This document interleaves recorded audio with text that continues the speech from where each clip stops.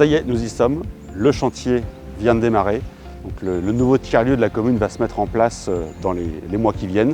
Cela fait suite à de nombreuses années de travail, d'études, de rachats sur le site, de démolition, de plein de choses qu'on a pu mener avec l'équipe municipale et qui va enfin voir le jour.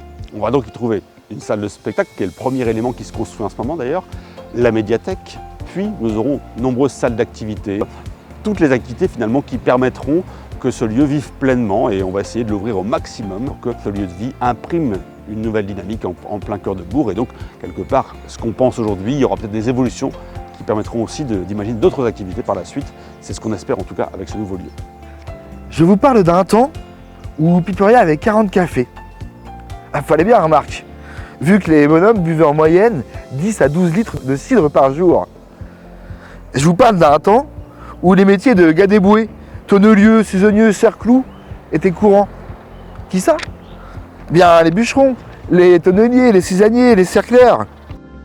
Alors je fais le malin à vous raconter des mots dans cette langue-là, mais j'y connais pas grand-chose en vrai. Alors je dois demander de l'aide à ceux du coin qui savent. Ce qui me fait dire que pour la suite de mon histoire, je vais plutôt vous la raconter en français. Je n'en tenaille pas autant qu'Albert, pour pouvoir y raconter comme on raconte encore chez Paulette. Vraiment une conception bioclimatique qui permet d'optimiser les ressources, l'énergie, respectueuse de l'environnement, puisque même en termes d'énergie, on va être sur une production de chauffage qui est à partir d'une PAC RO. Donc voilà, un projet qui s'inscrit dans le long terme pour aussi bien du point de vue culturel, social qu'environnemental.